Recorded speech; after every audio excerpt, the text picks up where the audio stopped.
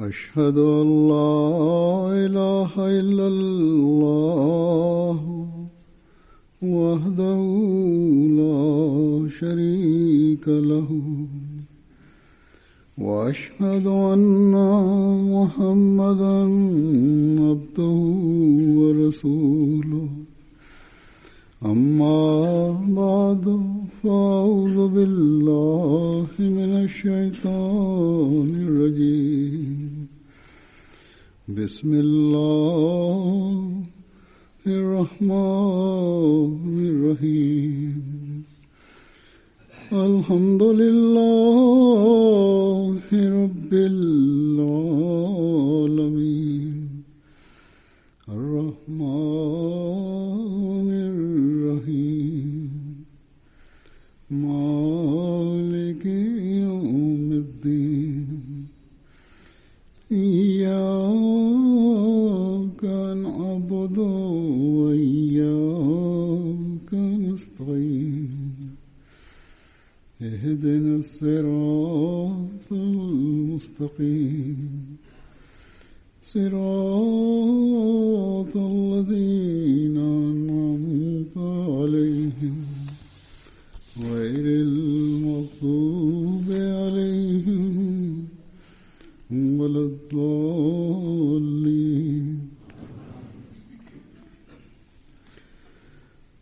हज़रत मसीह मौऊद अलैहिस्सलाम एक जगह फरमाते हैं, হযরত মসিহ মাউদ আলাইহিসসালাতু ওয়াসসালাম এক জায়গায় বলেন,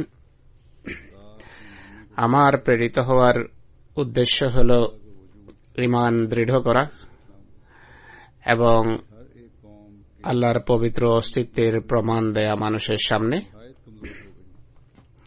কেননা বিশ্বের সকল জাতির ঈমানি অবস্থা অত্যন্ত দুর্বল হয়ে গেছে আর পারলৌকিক জীবনকে শুধু কাহিনী মনে করা হয়। আর প্রত্যেক ব্যক্তি নিজের ব্যবহারিক অবস্থার মাধ্যমে এই ঘোষণাই করছে যে তার যতটা বিশ্বাস সেই দুনিয়ার প্রভাব প্রতিপত্তি এবং সম্মানের উপর রয়েছে, যতটা জাগতিক উপায় উপকরণের উপর তার আস্থা রয়েছে, সেই আস্থা এবং সেই ভরসা আল্লাহ এবং পরকালের উপর তার নেই। মৌখিক দাবি অনেক রয়েছে, কিন্তু হৃদয়ে বস্তু জগতের ভালোবাসা ছেয়ে আছে। হযরত ঈসা আলাইহিসসালাতু ওয়াসসালাম এমন অবস্থায় ইহুদিদের পেয়েছিলেন। ঈমানের দুর্বলতার বিশেষত্ব যেমন হয়ে থাকে, ইহুদিদের চারিত্রিক অবস্থাও সেভাবেই চরমভাবে অধঃপতিত ছিল, আল্লাহর ভালোবাসা উবে গিয়েছিল। আর আমার যুগে একই অবস্থা। তাই আমি সত্য এবং ঈমানের যুগকে পুনরায় ফিরিয়ে আনার জন্য এসেছি, আর যেন হৃদয়ে তাকওয়া সৃষ্টি হয়। আমার সত্তার উদ্দেশ্যই হল এই সকল কর্ম। আমাকে বলা হয়েছে আকাশ অনেক দূরে চলে যাওয়ার পর আবার পৃথিবীর কাছে ফিরে আসবে, অর্থাৎ আধ্যাত্মিক জগৎ পুনরায় প্রতিষ্ঠিত হবে। অতএব আমরা যারা হযরত মসিহ মাউদের হাতে বয়াতের দাবি করি, আমাদের নিজেদের অবস্থাকে যাচাই করে দেখতে হবে, খতিয়ে দেখতে হবে, বিশ্লেষণ করতে হবে যে মসিহ মাউদের প্রেরিত হওয়ার উদ্দেশ্য কতটা বাস্তবায়িত হচ্ছে আমাদের জীবনে। তিনি বলেন যে আমি ঈমান দৃঢ় করতে এসেছি, ঈমানে মজবুতি সৃষ্টির জন্য এসেছি। আমাদেরকে দেখতে হবে যে আমাদের ঈমান ক্রমশ দৃঢ় হচ্ছে কিনা। তিনি বলেন যে ঈমান দৃঢ় হয় আল্লাহর অস্তিত্বের প্রমাণের মাধ্যমে, আল্লাহর সত্তায় দৃঢ় বিশ্বাসের ফলশ্রুতিতে। তিনি বলেন জাগতিক সম্মান ও প্রভাব প্রতিপত্তির উপর মানুষ আল্লাহ তাআলার তুলনায় বেশি ভরসা করে, বেশি আস্থা রাখে। এসব বিষয়ের দিকে আল্লাহর তুলনায় দুনিয়ার দিকে মানুষের দৃষ্টি অনেক বেশি। যে বিশ্বাস খোদার সত্তায় থাকা উচিত তা এখন গুরুত্ব হারিয়ে বসেছে, সে বিশ্বাস এখন আর নেই। দুনিয়ার মানুষ এবং দুনিয়ার বস্তু সামগ্রী বেশি গুরুত্ব রাখে। আমরা যদি সর্বত্র এক ভাষা দৃষ্টিপাত করি তাহলে এই পরিস্থিতি আমাদের চোখে পড়বে।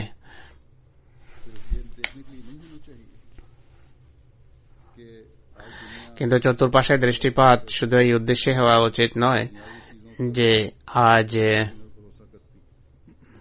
পৃথিবী আল্লাহর তুলনায় জাগতিক বিভিন্ন বস্তু এবং স্বার্থের দিকে বেশি দৃষ্টিপাত করে, বরং এই দৃষ্টিপাত করার উদ্দেশ্য হওয়া উচিত নিজের অবস্থানকে খতিয়ে দেখা। আমরা জাগতিক উপায় উপকরণের উপর বেশি বিশ্বাস রাখি নাকি আল্লাহর উপর? যদি বয়াত করেও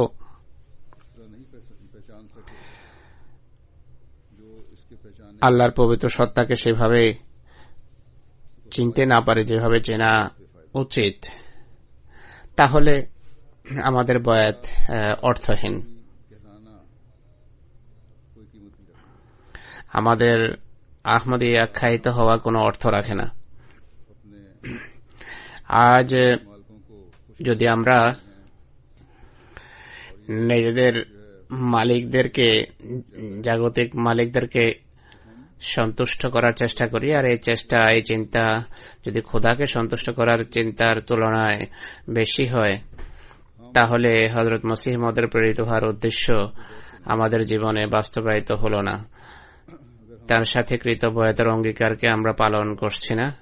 যদি এমনটি আমরা করি, যদি দুনিয়ার রসম বা প্রথাকে, জাগতিক প্রথা বা রসমকে ধর্মীয় শিক্ষার উপর আমরা প্রাধান্য দেই, তাহলে আমাদের আহমদী আখ্যায়িত হওয়া শুধু নাম সর্বস্ব হবে। তিনি আরো বলেন, মৌখিক দাবি অনেকেই করে যে আমরা আল্লাহর সত্তায় বিশ্বাস রাখি আর আমরা আল্লাহকেই সবচেয়ে মহান সত্তা মনে করি। মৌখিক দাবি রয়েছে, আর এই দাবিও করি যে আল্লাহর ভালোবাসা আমাদের অন্য সকল প্রেম এবং ভালোবাসার উপর প্রাধান্য রাখে। এই দাবি সত্ত্বেও কার্যত হৃদয়ে বস্তু জগতের ভালোবাসা ছেয়ে আছে। আমরা আমাদের পরিবেশে চতুর্পাশে দেখি যে মুসলিম হোক বা অমুসলিম, সকলেই জাগতিকতার প্রেমে মোহে আচ্ছন্ন। জাগতিক বৃথা কার্যকলাপ, নির্লজ্জ কার্যকলাপ আল্লাহ তাআলার স্মরণকে দূরে ঠেলে দিয়েছে, ভুলিয়ে দিয়েছে। মুসলমানদের জন্য নির্দেশ হল 5 বেলা নামাজ পড়ো। খোদার সন্তুষ্টি এবং ভালোবাসার বশবর্তী হয়ে এই ইবাদত করার নির্দেশ দেয়া হয়েছে, কিন্তু কার্যত পরিস্থিতি সম্পূর্ণ বিপরীত। এক আহমদী এই দৃষ্টিকোণ থেকে যখন অন্যদের উপর দৃষ্টিপাত করে বা অন্যদের দিকে তাকায়, তাকে সর্বপ্রথম নিজের অবস্থা খতিয়ে দেখতে হবে যে আমরা কি খোদার নির্দেশ অনুসারে আমাদের নামাজ পড়ছি, আদায় করছি, আমরা খোদার নির্দেশ অনুসারে নিজেদের ইবাদত করার চেষ্টা করছি কিনা। যদি তা না হয়ে থাকে, তাহলে হযরত মসিহ মাউদ আলাইহিস সালাতু ওয়াস সালামের এই দাবিকে আমরা অবজ্ঞা করছি যে তাঁর আগমনের উদ্দেশ্য হল খোদার পবিত্র সত্তায় মানুষের ঈমান দৃঢ় করা। তাঁর আগমনের উদ্দেশ্য হল সত্যের যুগ পুনরায় ফিরিয়ে আনা। তাঁর আগমনের বা তার আসার উদ্দেশ্য হল আকাশকে, অর্থাৎ আধ্যাত্মিক জগৎকে পুনরায় পৃথিবীতে ফিরিয়ে আনা, অর্থাৎ আল্লাহর সাথে সুসম্পর্ক স্থাপন। নিশ্চয় আমাদের ঈমান এবং আমাদের কর্মের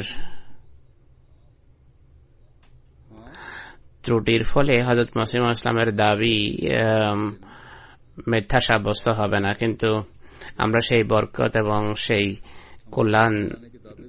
কল্যাণের ভাগী হব না যা তার আগমনের মাধ্যমে সূচিত হয়েছে। আমাদের ঈমানের দাবি কেবল মৌখিক দাবি হবে। তাই সবার প্রত্যেকের পরস্পরের উপর দৃষ্টি রাখার পরিবর্তে যে তার ভিতর তার আমল কেমন, তার সে কি কাজ করছে, তার ভিতর কি দুর্বলতা আছে, এসব দেখার পরিবর্তে প্রত্যেক আহমদীর আত্মজিজ্ঞাসা করা উচিত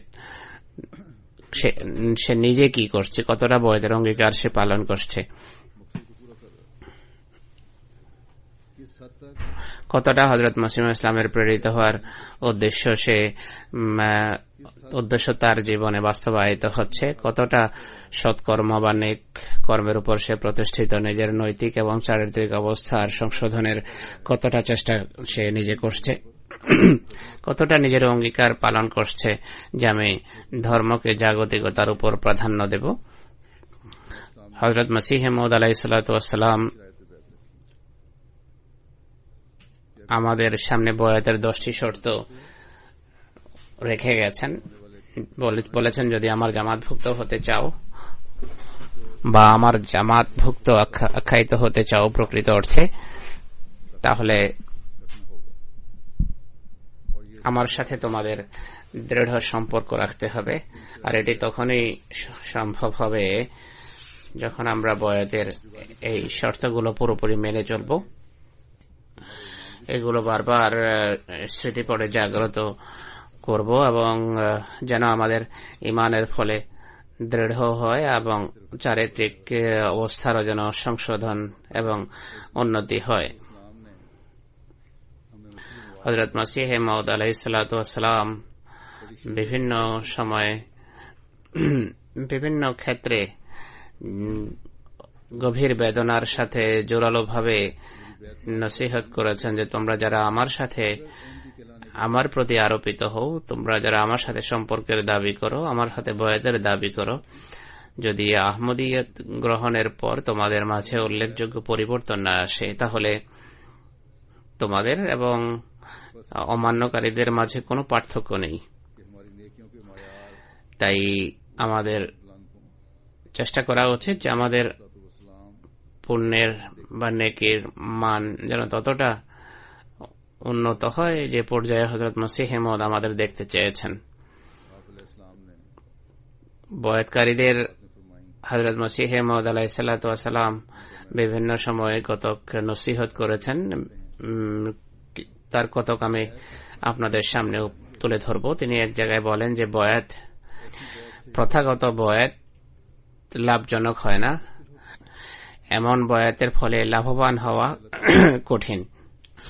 অর্থাৎ এমন বয়াত করে খোদার ফজল এবং তার কৃপারাজির অংশ পাওয়া সম্ভব নয়, আর কেউ আর মানুষ নেয়ামতেরও উত্তরাধিকারী হয় না, যা সাধারণত আল্লাহ তাআলা বয়াতকারীর জন্য নির্ধারণ করে রেখেছেন। যদি কেবল প্রথাগত বয়াত হয়ে থাকে সেক্ষেত্রে এই কথা প্রযোজ্য। মসিহ ইসলাম বলছেন যে তখন বয়াত লাভজনক হয়ে থাকে যদি সে উন্নতি করতে করতে পুরো ভালোবাসার সাথে এবং আন্তরিকভাবে নিষ্ঠার সাথে যার হাতে বয়াত করেছে তার অংশ হয়ে যায়, আল্লাহর সাথে দৃঢ় সম্পর্ক স্থাপন করে। তিনি বলছেন যে সম্পর্ক দৃঢ় করা উত্তরোত্তর একান্ত আবশ্যক।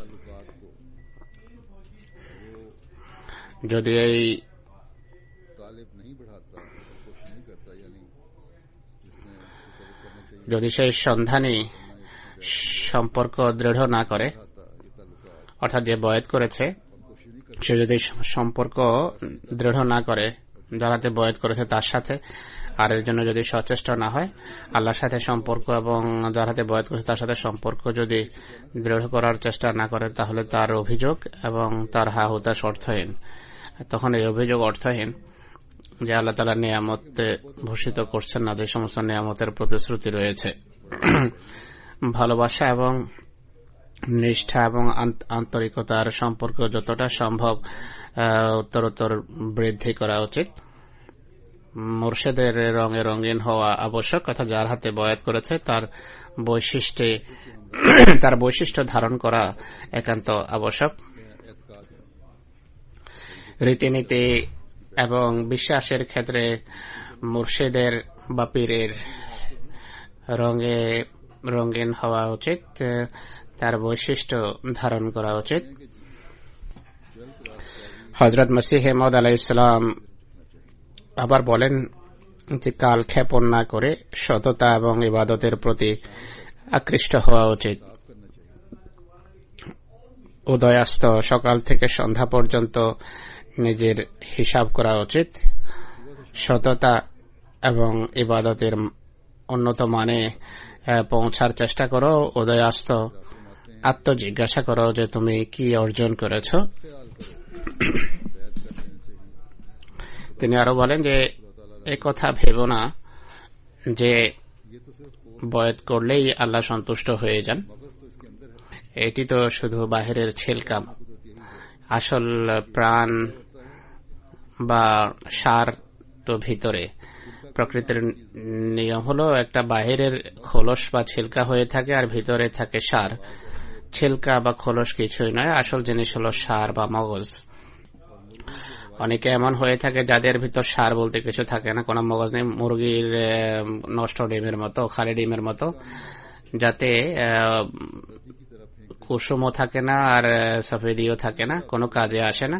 এগুলো পরিত্যক্ত বস্তুর মতো ছুঁড়ে ফেলে দেয়া হয়। অনুরূপ ভাবে এমন মানুষ যে বয়াত আনার দাবি করে, ঈমান আনার দাবি করে, এই উভয় কথার যদি সার মগজ তার ভিতর না থাকে, অর্থাৎ বয়াত এবং ঈমানের প্রকৃত মর্ম এবং তত্ত্ব যদি না বোঝে এবং কর্ম যদি দাবির সাথে সামঞ্জস্যপূর্ণ না হয়, তাহলে তাদের ভয় করা উচিত একটি সময় আসবে সেই খালি ডিমের মতো সামান্য আঘাত লাগলেই চূর্ণ বিচূর্ণ হয়ে যাবে এবং তাকে এটি ছুঁড়ে ফেলে দেয়া হবে।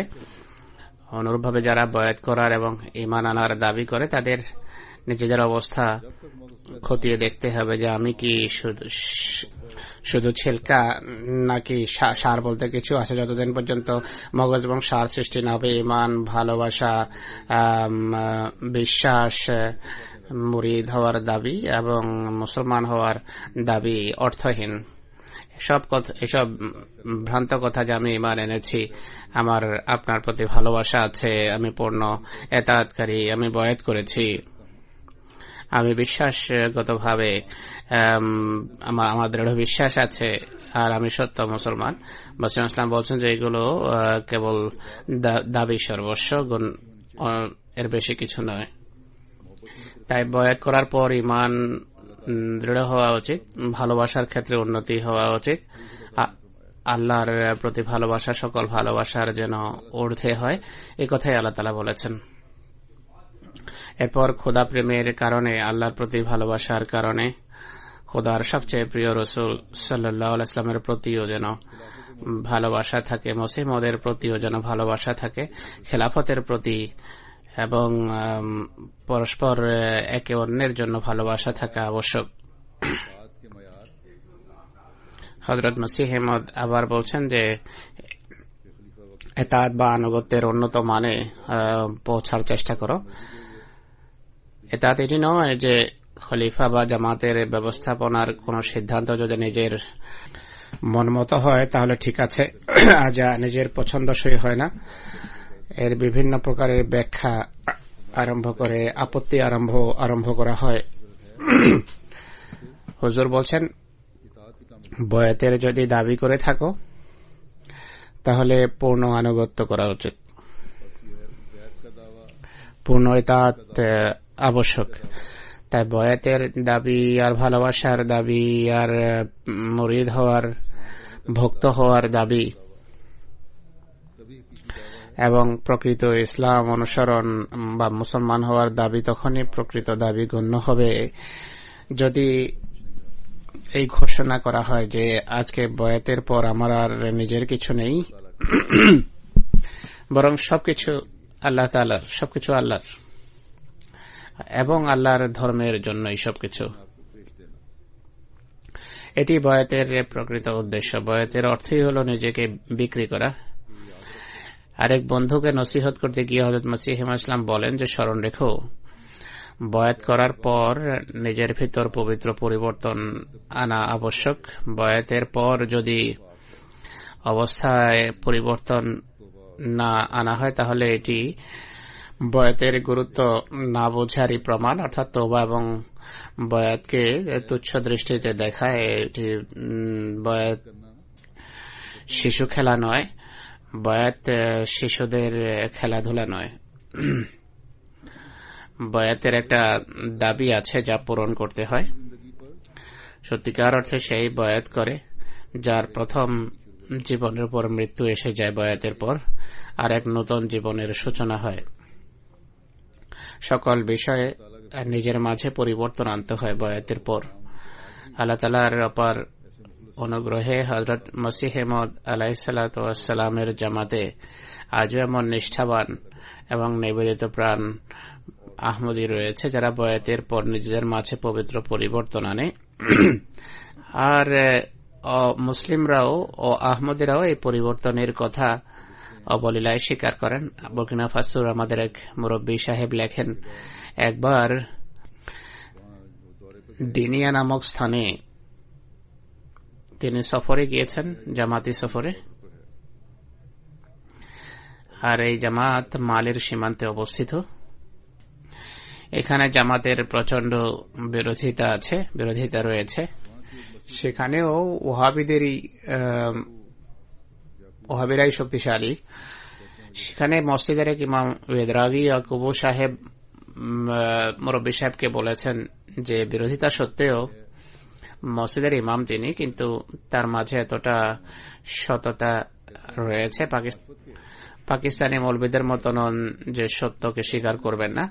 তিনি বলেন যে বিরোধিতা সত্ত্বেও আমরা এই কথা স্বীকার করি যে এই গ্রামে 3 জন সর্বোত্তম মুসলমান আছেন, আর এই 3 জনই আমাদের জন্য আদর্শ, আর এই 3 জনেরই সম্পর্ক আহমদিয়া মুসলিম জামাতের সাথে।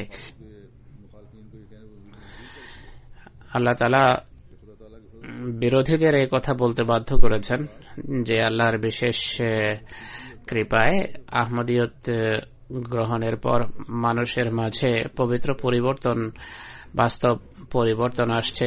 অর্থাৎ বয়াতের প্রকৃত মর্ম বুঝে যারা বয়াত করে তারা অন্যদের জন্য আদর্শ স্থানীয় হয়ে যায়, আর এই আদর্শই তবলিগের ক্ষেত্রকে আরো বিস্তৃত করে। যদি তবলিগি ক্ষেত্র বিস্তৃত করতে হয় তাহলে আমাদের সকলকে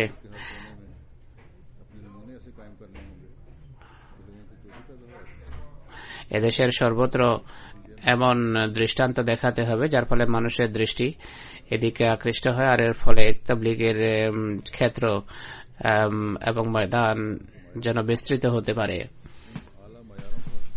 যেভাবে হযরত মসিহ মউদ আলাইহিস সালাম বলেছেন সেই উন্নত মান অর্জনের চেষ্টা করতে হবে যার তিনি আমাদের কাছে প্রত্যাশা রেখেছেন, আশা ব্যক্ত করেছেন। তিনি একজন প্রকৃত আহমদীর মান কেমন হওয়া উচিত তা বর্ণনা করতে গিয়ে এক জায়গায় লিখেছেন যে মানুষের অবস্থা এমন হওয়া উচিত যে ফেরেশতাও যেন তার সাথে মুসাফা এবং করমর্দন করে। আমাদের বয়াতের ফলে এই বৈশিষ্ট্য সৃষ্টি হওয়া উচিত। যদি বয়াত করে থাকে সবার মাঝে বৈশিষ্ট্য সৃষ্টি হওয়া উচিত। খোদার ভয় এবং তার প্রতাপ যেন হৃদয়ের উপর ছেয়ে থাকে, যার ফলে পাপ দূরীভূত হতে পারে। তিনি আরো বলেন যে দুনিয়ার কীটদের মতো যদি জীবনযাপন করো তাহলে আমার হাতে তওবা করে কোনো লাভ নেই। আমার হাতে তওবা করা এক মৃত্যু চায়, যেন নতুন জীবনে তোমাদের নবজন্ম হতে পারে। যদি বয়াত আন্তরিক না হয় তাহলে এর কোনো সুফল আসবে না। আমার হাতে বয়াতের পর আল্লাহ আন্তরিক অঙ্গীকার চান যে আমাকে আন্তরিকভাবে গ্রহণ করে গফুর রহিম খোদা তার পাপকে ক্ষমা করে দেন, আর সে সদ্যজাত শিশুর মতো হয়ে যায়, তখন ফেরেশতা তার হেফাজত করে। তো এই হলো তওবার মান, এই হলো পবিত্র পরিবর্তন যা আমাদের সবার জীবনে আসা উচিত। এরপর হযরত মসিহ মউদ আলাইহিস সালাতু ওয়াস সালাম বলেন যে জামাতভুক্ত হয়ে তোমাদের সত্তা যেন ভিন্ন হয়, তোমরা সম্পূর্ণ ভিন্ন জীবন যাপনকারী মানুষ হয়ে যাও, যা পূর্বে ছিলে তা যেন না থাকো। তিনি অন্যত্র বলেন, বয়াতের মর্ম এবং তত্ত্ব পুরোপুরি অনুধাবন করা উচিত, এর উপর প্রতিষ্ঠিত থাকা উচিত।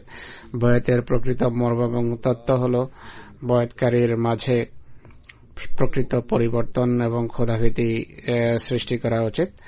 আসল উদ্দেশ্য বুঝে জীবনে এক পবিত্র দৃষ্টান্ত স্থাপন করে দেখানো উচিত। যদি এটি না হয় বয়াত করে কোনো লাভ নেই, বরং এমন বয়াত তার জন্য বর্ধিত আযাবের কারণ হবে, কেননা অঙ্গীকার করে জেনে শুনে পরিকল্পিতভাবে অবাধ্য হওয়া এটি অনেক ভয়াবহ বিষয়। তিনি অন্যত্র বলেন যে বয়াত করার অর্থ হল বয়াতের প্রকৃত অর্থ মর্ম তত্ত্ব বোঝা। এক ব্যক্তি সামনাসামনি বসে হাতে হাত রেখে বয়াত করে, কিন্তু যদি প্রকৃত উদ্দেশ্য না বুঝে বা যদি সে ভ্রুক্ষেপহীন হয়, তাহলে এমন ব্যক্তির বয়াত অর্থহীন। হাতে হাত রেখে বয়াত করার পর যদি না উদ্দেশ্য অনুধাবন না করে তাহলে অর্থহীন। এই বয়াতের আল্লাহর দৃষ্টিতে কোনো অর্থ নেই। কিন্তু দ্বিতীয় ব্যক্তি যে সহস্র মাইল দূরে বসে নিষ্ঠার সাথে বয়াতের প্রকৃত উদ্দেশ্যকে দৃষ্টিতে রেখে বয়াত করে, দ্বিতীয় ব্যক্তি হাতে হাত রেখে বয়াত করেনি, সহস্র মাইল দূরে বসবাস করছে, কিন্তু বয়াতের প্রকৃত উদ্দেশ্য অনুধাবন করেছে, বুঝেছে। এরপরে এই অঙ্গীকারের উপর প্রতিষ্ঠিত থেকে নিজের কার্যত নিজের যদি সংশোধন করে, তাহলে সে সামনাসামনি বসে যে বয়াত করে তার তুলনায় অনেক হাজার গুণ সহস্র গুণ উত্তম। তো এটি হলো বয়াতের উদ্দেশ্য এবং তার আগমনের উদ্দেশ্য বাস্তবায়ন। বয়াতের প্রকৃত অর্থ মর্ম তত্ত্ব বোঝা অনুধাবন করার প্রয়োজন রয়েছে। বয়াতের প্রকৃত উদ্দেশ্য এবং মর্ম তখন মানুষ উপলব্ধি করবে যখন মসিহ মাউদের উল্লেখিত বয়াতের 10টি শর্তের উপর সে প্রতিষ্ঠিত থাকবে এবং বয়াতের শর্ত অনুসারে জীবন যাপন করবে। আমি এখন একটি দৃষ্টান্ত দিয়েছি যে কিভাবে আফ্রিকার প্রত্যন্ত অঞ্চলে বসবাসকারী মানুষ বয়াতের পর নিজ নিজ পরিবেশে অন্যের জন্য অনুকরণীয় আদর্শ প্রমাণিত হচ্ছেন। বিরোধীরাও বলতে বাধ্য হচ্ছে, যদি প্রকৃত মুসলমান দেখতে হয় তাহলে আহমদীদের দেখো। তো এই দৃষ্টান্ত আমাদের স্থাপন করতে হবে, এমন আদর্শ আমাদের হতে হবে। নতুন বয়াতকারীদের আরো কিছু দৃষ্টান্ত আমি আপনাদের সামনে উপস্থাপন করব। হযরত মসিহ মাউদ আলাইহিস সালাতু ওয়াস সালামের হাতে বয়াতের শর্তাবলীর একটি হলো তার সাথে ভ্রাতৃত্ববোধ এবং ভালোবাসার যে সম্পর্ক তার সমস্ত জাগতিক সম্পর্কের তুলনায় যেন উন্নত হয়। আজও সুদূরের দেশে বসবাসকারী মানুষ এটি প্রকাশ করে থাকেন। সেখানেও যখন সুযোগ পায় তারা এটি প্রকাশ করে। দেখুন আল্লাহ তাআলা তাদের হৃদয়কে কিভাবে পরিপূর্ণ করেছেন। রাশিয়ায় বয়াতকারী বন্ধুদের আল্লাহ তাআলা ঈমান এবং আন্তরিকতায় অসাধারণ ভাবে সমৃদ্ধ করেছেন, এগিয়ে যাচ্ছে। এদের কয়েকজন গত বছর কাদিয়ানের জলসায় অংশগ্রহণ করেছেন। ফিরে আসার পর বা স্বদেশে ফিরে যাওয়ার পর তারা যেই অভিজ্ঞতার কথা লিখে পাঠিয়েছেন নিজেদের, তার একজন লিখে পাঠিয়েছেন যে এই পবিত্র স্থান সম্পর্কে বই পুস্তকে পড়েছি আর টেলিভিশনে দেখেছি, কিন্তু আমরা যখন সেই জমিতে পা রাখলাম তখন হযরত মসিহ মাউদের যুগে সেই যে পরিবেশ বিরাজ করত তা আমাদের উপর ছেয়ে যায়। এখানে নিঃশ্বাস প্রশ্বাস নেয়া অত্যন্ত আরামদায়ক। মানুষ দুনিয়া এবং দুনিয়াতে যা কিছু আছে সবকিছুর ব্যাপারে উদাসীন হয়ে যায়, এমনকি মানুষ আল্লাহর ইবাদতে পুরোপুরি হারিয়ে যায়। আমরা যা সেখানে দেখেছি এবং অনুভব করেছি তা ভাষায় বর্ণনা করা কঠিন। আরেক বন্ধু লিখেছেন, আল্লাহ তাআলার অপার কৃপায় কাদিয়ান গিয়ে মহানবী সাল্লাল্লাহু আলাইহি ওয়াসাল্লামের নির্দেশ অনুসারে শেষ যুগের মাহদী আলাইহিস সালাতু ওয়াস সালামকে সালাম পৌঁছানোর আমার সুযোগ হয়েছে। আমি প্রথমবার আহমদিয়া মসজিদ থেকে আজানের আওয়াজ শুনেছি। রাশিয়াতেও বিধিনিষেধ আছে, যে কারণে আজান দেয়া যায় না। আমি আমার আসবাবপত্র জিনিসপত্র তাড়াতাড়ি রেখে উজু করে ভাবতে ভাবতে মসজিদ যাই যে এটি হযরত মসিহ মওউদের মসজিদ। 2 রাকাত নামাজ পড়ে একজন আহমদী ভাইকে জিজ্ঞেস করি যে এটি কি ইমাম মাহদী আলাইহিস সালামের মসজিদ? তিনি বললেন যে না, এটি দারুল আনোয়ারের মসজিদ। আমি কিছুটা দুঃখ ভারাক্রান্ত হয়ে আমার ভাইদের কাছে গিয়ে তাদেরকে অবহিত করি। যাই হোক, আমরা ফজরের নামাজ এই মসজিদেই পড়লাম। এরপর হযরত ইমাম মাহদী আলাইহিস সালামের মাজারে গিয়ে দোয়া করলাম। তখন আমি আল্লাহর দরবারে কৃতজ্ঞতার এমন আবেগে পরিপূর্ণ ছিলাম যা ভাষায় আমি বর্ণনা করতে পারবো না। এরপর আমরা কাদিয়ানে সর্বত্র ঘোরাফেরা করেছি। ইমাম মাহদী ইসলামের মসজিদ, বাইতুল ফিকির, বাইতুল দোয়া এবং সেই ঘর যেখানে হযরত ইমাম ইসলামের জন্ম হয়েছে এবং অবস্থান করেছেন, যেখানে তিনি রোজা রেখেছেন, মসজিদ একই সাথে মসজিদ নূরেও যাই। এই সকল স্থানে দোয়ার সুযোগ হয়। আমার উপর এমন অবস্থা বিরাজ করে যা ভাষায় বর্ণনা দিতে আমার মাথা যেন ঘুরে যায়। আমরা সকল গুরুত্বপূর্ণ স্থানে যাই, আর এই কারণে আমি নিজেকে অত্যন্ত সৌভাগ্যবান মনে করি। তো এমন মানুষ যারা পৃথিবীর বিভিন্ন দেশে ছড়িয়ে ছিটিয়ে আছে, অনেকে এমন আছেন যারা এই সুযোগ পাননি কাদিয়ান যাওয়ার, কিন্তু নিষ্ঠা ও আন্তরিকতায় এরা পরিপূর্ণ। এদের চিঠিপত্র যখন আসে, তাদের নিষ্ঠা, তাদের আন্তরিকতা দেখে আশ্চর্য হতে হয়। নিজেদের জাগতিক অভাব অনটনের তুলনায় তারা আধ্যাত্মিকতা নিয়ে বেশি চিন্তিত। সম্প্রতি যখন আমি সিঙ্গাপুর যাই, সেখানে ইন্দোনেশিয়ার অনেক আহমদী এসেছিলেন। দীর্ঘ দূরত্ব অতিক্রম করে এসেছেন তারা। তাদের কত কেমনও এসেছেন যাদের কাছে পথ খরচের পয়সা ছিল না। সামান্য জমি বা জায়গা যা ছিল সম্পত্তি বিক্রি করে টাকা একত্রিত করেছেন এবং সিঙ্গাপুর পৌঁছেছেন তারা।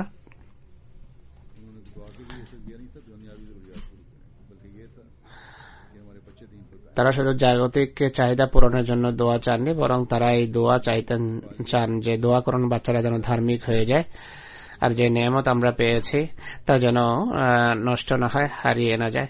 এটি পুরো নরনারীর আবেগ এবং আন্তরিকতা আমি দেখেছি। খেলাফতের প্রতি তাদের ভালোবাসা অসাধারণ। সেই ভালোবাসা এবং ভ্রাতৃত্বেরই বহিঃপ্রকাশ আমি দেখেছি, যা সম্পূর্ণভাবে আল্লাহ তাআলার সন্তুষ্টির জন্য ছিল। আরেকটি দৃষ্টান্ত আমি তুলে ধরছি। ধর্মকে জাগতিকতার উপর প্রাধান্য দেওয়ার দৃষ্টান্ত এটি, আর ভ্রাতৃত্ব বোধেরও বহিঃপ্রকাশ। ফ্রান্সের আমির সাহেব লেখেন যে একজন নতুন বয়াতকারী আব্দুল আজিজ সাহেব গত 3-4 বছর চাকরির সন্ধানে ছিলেন। তখন তাকে জানানো হলো যে জুন মাসের শেষের দিকে জার্মানির বার্ষিক জলসা হচ্ছে। এই জলসায় খলিফাতুল মসিহ অংশগ্রহণ করবেন। তিনি বলেন যে আমি সকল মূল্যে জলসায় অংশগ্রহণ করব। সাক্ষাতের খলিফাতুল মসিহের সাথে তার সাক্ষাতের প্রবল বাসনা ছিল।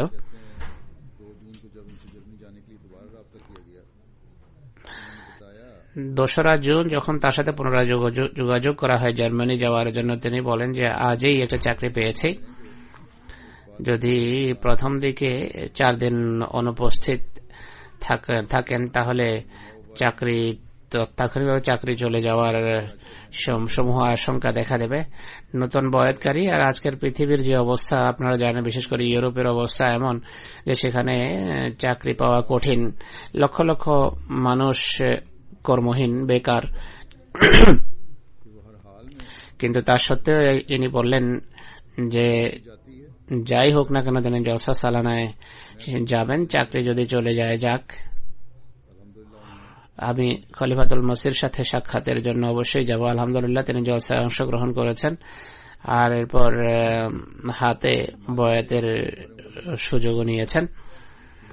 এরপর মালি থেকে আমাদের মোবাল্লিগ লেখেন যে আমাদের অঞ্চলের একজন নতুন বয়াতকারী আদম কুলু বালি এক কোম্পানিতে চাকরি করেন। একদিন খুদ্দামুল আহমদিয়ার মিটিং এর জন্য তাকে ডাকা হয়। ঠিক তখনই তার কোম্পানির অনেক গুরুত্বপূর্ণ মিটিং ছিল। এই মিটিং এর ধরন এবং প্রকৃতি এমন ছিল যে যদি তাতে অংশগ্রহণ না করতেন তাহলে চাকরি থেকে বহিষ্কৃত হওয়ার আশঙ্কা ছিল, কিন্তু তিনি এর ভ্রুক্ষেপ করেননি। জামাতি মিটিং এ অংশগ্রহণ করেন। জামাতি মিটিং এর মিটিং শেষ হওয়ার পর কোম্পানির মিটিং এ যখন তিনি যান তখন অনেক বিলম্ব হয়ে যায়।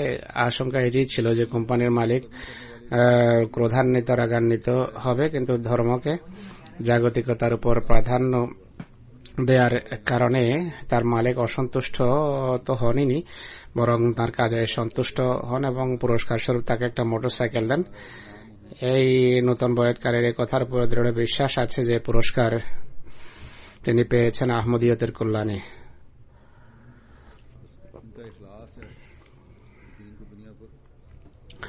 তো এটি তার আন্তরিকতা, ধর্মকে জাগতিকতার উপর প্রাধান্য দেওয়ার অঙ্গীকার পূর্ণ করেছেন। আল্লাহ তাকে পুরস্কৃত করেছেন। এখানেও জলসায় অনেকের সাথে আমার দেখা হয়েছে। দু একজনকে আমি জানি যারা ফিজির অধিবাসী, নতুন চাকরি ছিল, ছেড়ে এসে গেছেন জলসায় অংশগ্রহণের জন্য।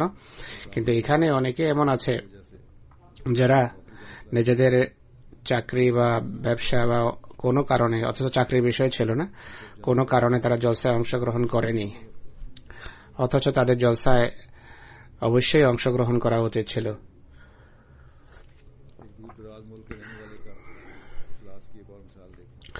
এরপর এক দূরের কোন দেশের এক আহমদের আন্তরিকতার এক দৃষ্টান্ত দেখুন।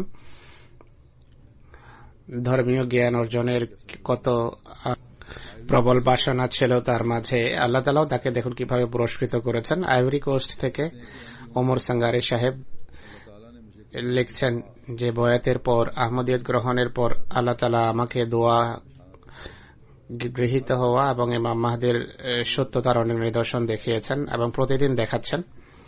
এটি হযরত মুসলিম ইসলাম বলেছেন। তিনি বলেছেন, আমার প্রেরিত হওয়ার উদ্দেশ্য হল আল্লাহর সাথে সম্পর্ক স্থাপন। তিনি বলেন যে এর ফলে আমার ইমান দৃঢ়তর হচ্ছে।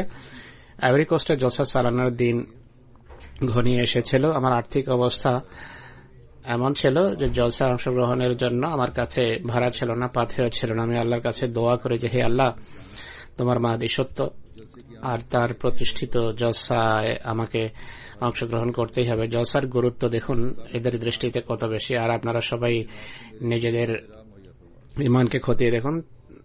ইমাম মাহদীর সত্যতার লক্ষণ স্বরূপ তোমার পক্ষ থেকে আমার জন্য পাথেয় বা পথ খরচের ব্যবস্থা করো। পরের দিন এক আহমদী বন্ধু আমার সাথে জলসায় যাওয়ার বাসনা ব্যক্ত করেন। জলসায় আগমনকারী কাফেলার ব্যবস্থাপকদের কাছে আমার নাম এবং তার নাম লিখিয়ে দিই। জলসার মাত্র 2 দিন বাকি ছিল, কিন্তু জলসায় যাওয়ার জন্য ভাড়া ছিল না, পাথেয় ছিল না। তিনি বলেন আমার দোয়া অব্যাহত ছিল। দোয়া চলাকালে পার্শ্ববর্তী একটি গ্রামে আমাকে যেতে হয়। সেখানে এক ব্যক্তির সাথে আমার সাক্ষাৎ হয় এবং তিনি বলেন, আমি গতকাল থেকে আপনার অপেক্ষা করছি। তিনি আমার হাতে 20,000 ফ্রাঙ্ক ধরিয়ে দেন আর বলেন, এটি আপনার জন্য। আল্লাহ তাআলা দ্বিতীয় ব্যক্তির হৃদয়ে এই প্রেরণা সঞ্চার করেন যে তুমি তাকে সাহায্য করো আর্থিকভাবে। তিনি বলেন, আমি টাকা নিয়ে আল্লাহর দরবারে কৃতজ্ঞতা প্রকাশ করি আর এই টাকা থেকে 16,000 ফ্রাঙ্ক 2 ব্যক্তির ভাড়া হিসাবে হস্তান্তর করি এবং 4,000 সফর পথ খরচের জন্য রেখে দেই। তো এই হল খোদার ফজল এবং কৃপা, যা অবশ্যই তাদের ইমান বৃদ্ধির কারণ হয়েছে। তার ইমান বৃদ্ধির কারণ হয়েছে, যেভাবে তিনি নিজেই লিখেছেন। বয়াতের পর সেই পরিবর্তন এসেছে যা বস্তু জগতের পরিবর্তে আল্লাহর দিকে মনোযোগ নিবদ্ধ করার ব্যাপারে অনুপ্রাণিত করেছে। কোন মানুষের কাছে যাননি, দোয়ায় রত ছিলেন। আল্লাহ তাআলা দোয়া কবুল করেছেন এবং তার ইচ্ছা পূর্ণ হয়েছে, তার বাসনা পূর্ণ হয়েছে।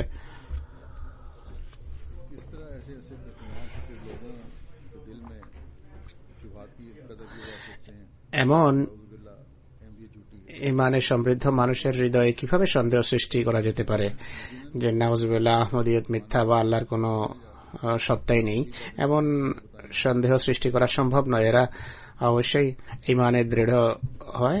তাদের ভবিষ্যৎ প্রজন্মকে তারা যখন এগুলো শোনাবে, ভবিষ্যৎ প্রজন্মের ইমানও দৃঢ় হবে। এর ফলে পরবর্তী প্রজন্মের ইমানও দৃঢ় হবে।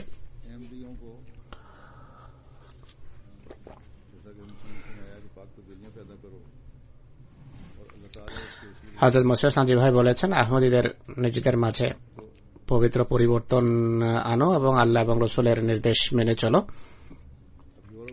তাহলে প্রকৃত ঈমান কি তা বোঝা যাবে। ইউরোপে বসবাসকারী এক মেয়ের ঘটনা আমি শোনাব। দেখুন কিভাবে আল্লাহ তাআলা তাকে নিজ ঈমান অক্ষুণ্ণ এবং অটুট রাখার ব্যাপারে সাহায্য করেছেন এবং পুরস্কৃত করেছেন। সুইজারল্যান্ডের মোবালিগ ইনচার্জ সাহেব লিখেছেন, এক যুবতী মেয়ে যে প্রফেশনাল পড়ালেখায় রত ছিল, এর জন্য 2 দিন তাকে কলেজ যেতে হতো। সপ্তাহে 3 দিন একটি ফার্মে কাজ শিখতে হতো। সেই মেয়ে সেই ফার্মে একা মুসলমান ছিল। ফার্ম তাকে নামাজ পড়ার সুযোগ সুবিধা দিয়েছে। এই ফার্মে যখন পড়ালেখা আরম্ভ করে, হঠাৎ করে ফার্মের অসাধারণ লাভ হয়, নতুন নতুন গ্রাহক পায়। অতি স্বল্প সময়ে ফার্ম 2টি নতুন বিল্ডিং এবং অনেক নতুন কর্মী চাকরিতে নিয়োজিত করতে হয়। যে কলেজে মেয়ে যেত, সেই কলেজে একটা ক্রীড়ারও একটা পিরিয়ড ছিল, সুইমিং এর বা সাঁতারের।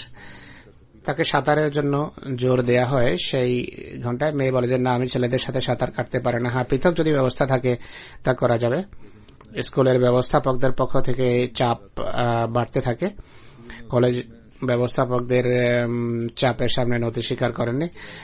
স্কুল সেই ফার্মে অভিযোগ করে, ফার্মের পক্ষ থেকে সেই মেয়ের উপর চাপ পড়ে যে এটি কলেজের পড়ালেখার অংশ, তুমি যদি না করো তাহলে চাকরি থেকে তোমাকে আমরা বহিষ্কার করব। সেই মেয়ে নিজ ঈমানের উপর প্রতিষ্ঠিত ছিলেন। তিনি বলেন যে যা ইচ্ছা করো, আমি ছেলেদের সাথে সাঁতার কাটতে পারি না।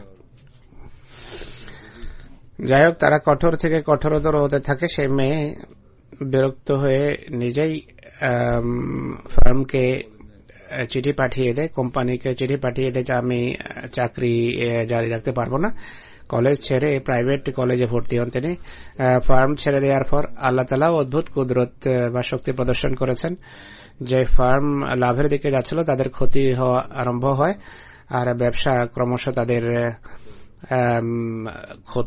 ক্ষতির দিকে যেতে থাকে। মানুষকে চাকরি থেকে বের করতে হয়। অবশ্যই ক্ষতির কারণ তারা অন্বেষণ করতে থাকে। ফার্মের এমডি প্রকাশ্যে কথা স্বীকার করে যে কোনো নিষ্পাপ নিরীহ ব্যক্তির অভিশাপ লেগেছে। সেই কোম্পানির কোনো ব্যক্তি মেয়েকে ইমেল করেছে আর লিখেছে, তুমি যখন এই ফার্ম বা কোম্পানি ছেড়ে দিয়েছ, বেশ কিছুদিন পর্যন্ত তুমি আলোচনার বিষয়বস্তু ছিলে, এরপর কখনো তোমার আর উল্লেখ হয়নি। যেদিন এমডি কথা বলেছে যে কোনো নিষ্পাপ নিরীহ ব্যক্তির অভিশাপ লেগেছে কোম্পানির উপর, তুমি পুনরায় আলোচনার বিষয়বস্তুতে ফিরে এসেছ। সবার ধারণা যে সেই নিষ্পাপ নিরীহ ব্যক্তি তুমি, যার উপর এই কোম্পানি অত্যাচার করেছিল। এই কোম্পানির যে ম্যানেজার ছিল, সে মেয়েকে অনেক বিরক্ত করেছিল। সেই ম্যানেজারকে কোম্পানি বের করে দেয়। মেয়ের উপর খোদা কৃপা করেন, তিনি প্রাইভেট কলেজে পড়েন, ভালো নাম্বারে পাশ করেছেন, পড়ালেখাও শেষ করেছেন। খোদার সন্তুষ্টিকে মেয়ে প্রাধান্য দিয়েছেন। জাগতিক কামনা বাসনাও তার আল্লাহ তাআলা পূর্ণ করেছেন। তো আমাদের মেয়েদের জন্য এতে শিখার বিষয় আছে। ধর্মকে জাগতিকতার উপরে প্রাধান্য দিন, আল্লাহর সন্তুষ্টিকে প্রাধান্য দিন, তাহলে খোদা নিজেই কৃপা ধন্য করেন। এখানকার সবকিছু অন্ধ অনুকরণ করা আবশ্যক নয় যে কোম্পানি যা বলেছে তাই মানতে হবে। এদের যে ভালো দিকগুলো আছে তা অনুকরণ করুন। যুবতীদের স্মরণ রাখতে হবে এদের যে মন্দ দিক আছে সেগুলোকে এড়িয়ে চলার চেষ্টা করুন।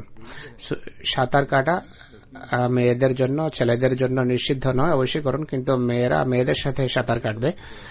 আর সাঁতার জানা ভালো কথা, সবার সাঁতার কাটতে জানা উচিত। মেয়েরা আজকাল এই দেশে সাঁতার উপর জোর দেয়। আমাদের দাদি আমাকে বলতেন যে সে যুগে সুইমিং পুল ছিল না, নদীতে সাঁতার কাটত মানুষ, খুব ভালো সাঁতার কাটতেন তিনি। 100 বছর পুরনো কথা, তখন তিনি সাঁতার কাটতেন আর স্রোতের প্রতিকূলে তিনি ভালো সাঁতার কাটতেন। তো আমাদের মহিলারা সাঁতার কাটে এবং সাঁতার কাটতে জানা উচিত। কিন্তু এমন ব্যবস্থা করুন প্রশাসকদের বলে, ব্যবস্থাপকদের বলে যে মেয়েরা যখন সাঁতার কাটে তখন যেন শুধু মেয়েরা সাঁতার কাটে, আর এটি সম্ভব চেষ্টা করলে হয়ে যায়। ইউরোপে কয়েক জায়গায় আমি দেখেছি। একজন অত্যন্ত নিবেদিত প্রাণ নিষ্ঠাবান আহমদী বন্ধুকে গানায় সাধুবাদ জানানো হয়েছে, যিনি গানা হাইকোর্টের একজন জাজ এবং বিচারপতি সাইদ কাকু। অ্যাপিল কোর্টে তাকে জাজ নিযুক্ত করা হয়েছে। গানা বার অ্যাসোসিয়েশন তার সম্মানে একটা সাইটেশন উপস্থাপন করেছে, লিখেছে যদিও আপনি মানুষ ভুল করতেই পারে, কিন্তু আপনি কোন প্রকারের দুর্নীতির আশ্রয় নেন। সিদ্ধান্তের পর আপনি কৃতজ্ঞতার উপহার বা তোফা নেওয়া পছন্দ করে না। আপনার ব্যক্তিত্বে দুর্নীতির নাম গন্ধনে গানা বার অ্যাসোসিয়েশন আপনাকে ইমানদার, পরিশ্রমী এবং ইনকরাপ্টেবল জাজ, অর্থাৎ এমন জাজ যাকে দ্বারা দুর্নীতি করানো যায় না, ইনকারাপ্টেবল জাজ আখ্যা দিয়েছে। মুসলিম আদালতের বয়াতের পর এই বিপ্লব এসেছে। পাকিস্তানের জাজদেরকে দেখুন, একটি সিদ্ধান্ত করার পর মৌলবীদের ভয়ে সেটি তারা পাল্টে দেয়। জামাতের নির্যাতিতদের পক্ষে বেশ কয়েকটি এমন সিদ্ধান্ত রায় দিয়েছে হাইকোর্ট বা সুপ্রিম কোর্ট, এরপর তারা আবার সেটি পাল্টে দিয়েছে। তো এই সম্মান আজ জামাতে আহমদিয়ায় পাচ্ছে এবং প্রত্যেক আহমদের চেষ্টা করা উচিত এই সম্মান যেন অক্ষুণ্ণ থাকে। কেউ যেন আহমদীদের বিরুদ্ধে অঙ্গুলি ইশারা করতে না পারে। হযরত মসিহ ইসলামের হাতে বয়াতের শর্তাবলীর একটি শর্ত হল খোদা প্রদত্ত শক্তি দ্বারা মানব জাতির কল্যাণ করো। ও আহমদীদের পক্ষ থেকে এই কথা কিভাবে স্বীকার করা হয়েছে তার একটি দৃষ্টান্ত আপনাদের সামনে তুলে ধরছি। সেরালিয়নের প্রেসিডেন্ট আহমদিয়া মুসলিম জামাত সেরালিয়নের 52তম জলসা সালানায় বক্তব্য রাখতে গিয়ে বলেন যে আমি একান্ত আনন্দিত, আমি জামাতে আহমদিয়ার জলসায় না বরং জাতীয় একটি গুরুত্বপূর্ণ অনুষ্ঠানে অংশগ্রহণ করছি। এখানে জামাতে আহমদিয়ার দেশ এবং জাতির সেবার মূল্যায়ন এবং সাধুবাদ জানানোর জন্য এসেছি। আর রাষ্ট্রের কর্ণধার হিসাবে জামাতে আহমদিয়ার সরকার এবং দেশের জনসাধারণের হৃদয়ে যে কত সম্মান রয়েছে তাও জানাতে এসেছে। জামাতে আহমদিয়ার মোটো ভালোবাসা সবার জন্য, ঘৃণা কারোর জন্য নয়।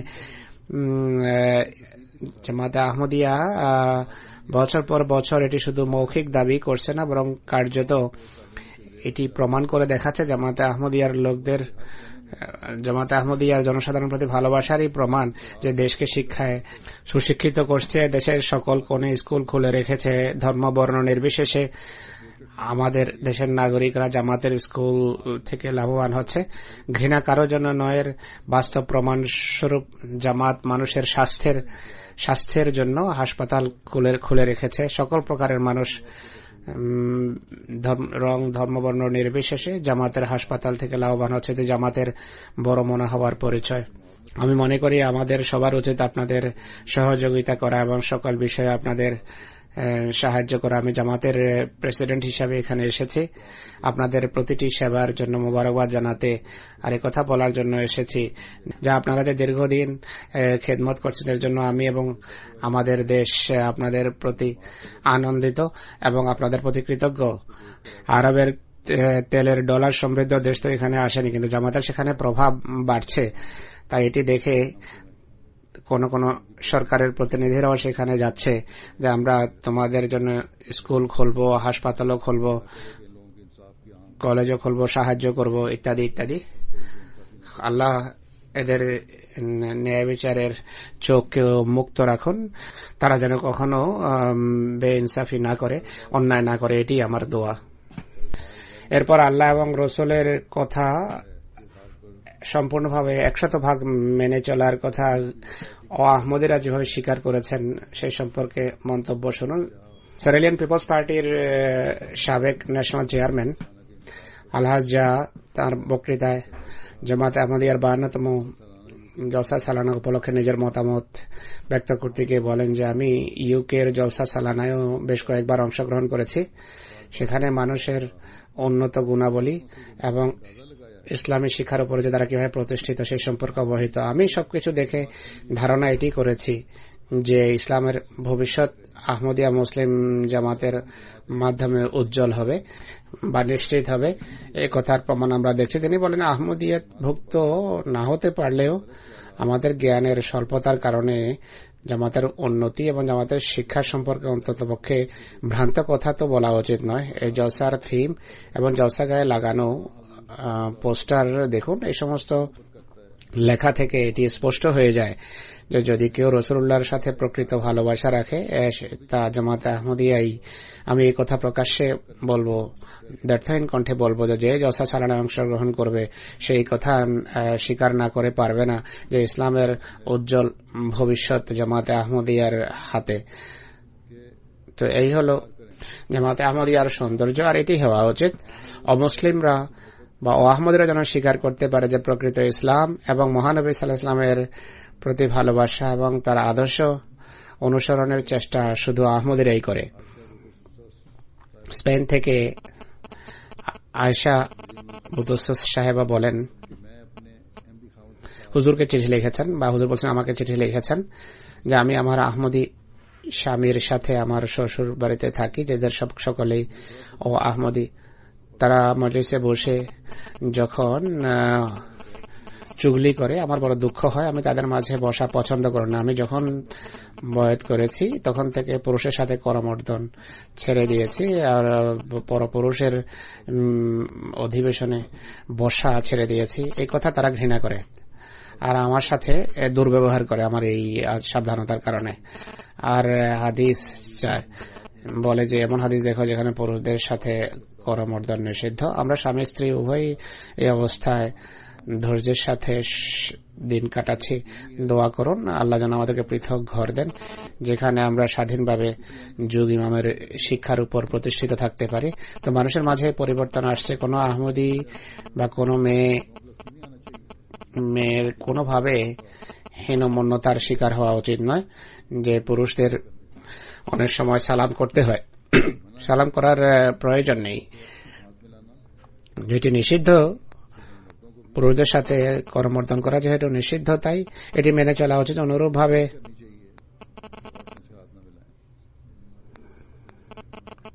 পুরুষদেরও মহিলার সাথে সাক্ষাৎ মুসাফা বা করমর্দন এড়ানোর চেষ্টা করা উচিত। যদি খোদার ফজল এবং কৃপা ভাজন হতে হয়,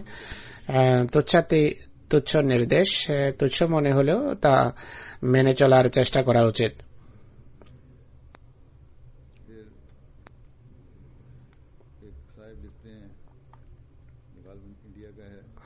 এক ব্যক্তি লেখেন, মনে হয় ভারত থেকে এসেছে। জামাতে আহমদিয়া চেটিয়ালায় ও আহমদী আলেম এবং কয়েকজন দুষ্কৃতকারী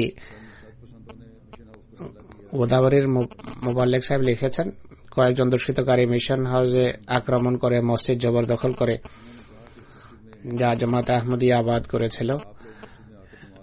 মৌলবীরা বলে যে মসজিদে আমরা ইমামতি করব, কিন্তু আপনারা যদি মসজিদে এসে নামাজ পড়তে চান পড়তে পারেন। কিন্তু আল্লাহ তাআলা বন্ধুদের হৃদয়ে জামাতের জন্য এমন আত্মাভিমান রেখেছেন, এমন অসাধারণ আত্মাভিমান রেখেছেন যে জামাতের কোনো ব্যক্তি তাদের পিছনে নামাজ পড়া পছন্দ করেনি। আর সব আহমদী তাদের পিছনে নামাজ পড়তে অস্বীকার করে। আহমদীয়তের উপর তারা অবিচল থাকে। তো এটি ধর্মীয় আত্মাভিমানের আরেকটি দৃষ্টান্ত। এমন মানুষ যারা যুগ ইমামকে মানে না, সেই ইমামকে মানে না যাকে আল্লাহ তাআলা পাঠিয়েছেন, যিনি মহানবী সাল্লাল্লাহু আলাইহি ওয়াসাল্লামের ভবিষ্যদ্বাণী অনুসারে এসেছেন, এমন ব্যক্তি যে মানে না তাকে আমরা কিভাবে ইমাম বানাতে পারি? এই যে যুগ ইমামকে অস্বীকার করে সে কিভাবে আমাদের ইমাম হতে পারে? বান্দাকে নয়, আমাদেরকে সন্তুষ্ট করতে হবে আল্লাহ তাআলাকে। তাই এই বিষয়েও নামাজের ব্যাপারেও সাবধানতা অবলম্বন করা উচিত। সৌভাগ্যবান তারা যারা বয়াতের প্রকৃত মর্ম, অর্থ এবং তত্ত্বকে বোঝে আর যারা নিজেদের মাঝে পবিত্র পরিবর্তন এনেছে এবং আনার চেষ্টা করছে। আমাদের সকলেই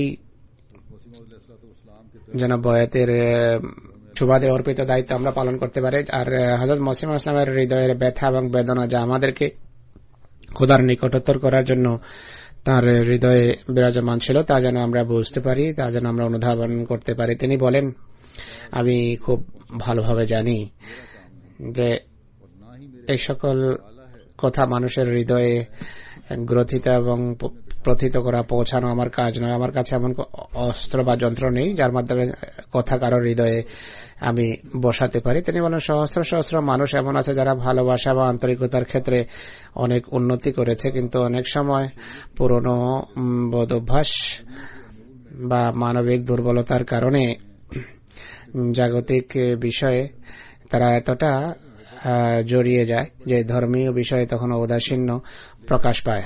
তিনি বলেন, ভালোবাসা আন্তরিকতায় তারা অনেক এগিয়ে আছে, কিন্তু কিছু দুর্বলতা তারা দেখায়। সে সকল দুর্বলতাও দূর করার চেষ্টা করা উচিত।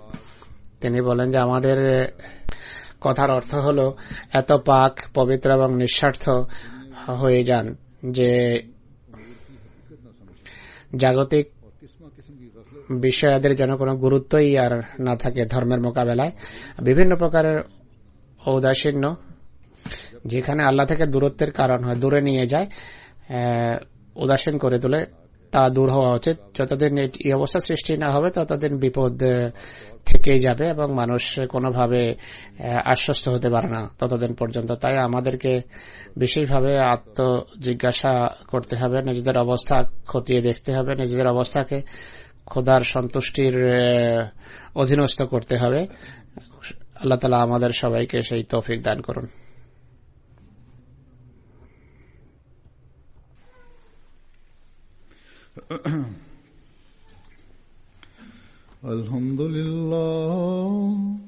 আলহামদুলিল্লাহ নাহমাদুহু ওয়া নাস্তাঈনুহু ওয়া নাস্তাগফিরুহু ওয়া নু'মিনু বিহি ওয়া নাতাওয়াক্কালু আলাইহি ওয়া নাউযু বিল্লাহি মিন শুরুরি আনফুসিনা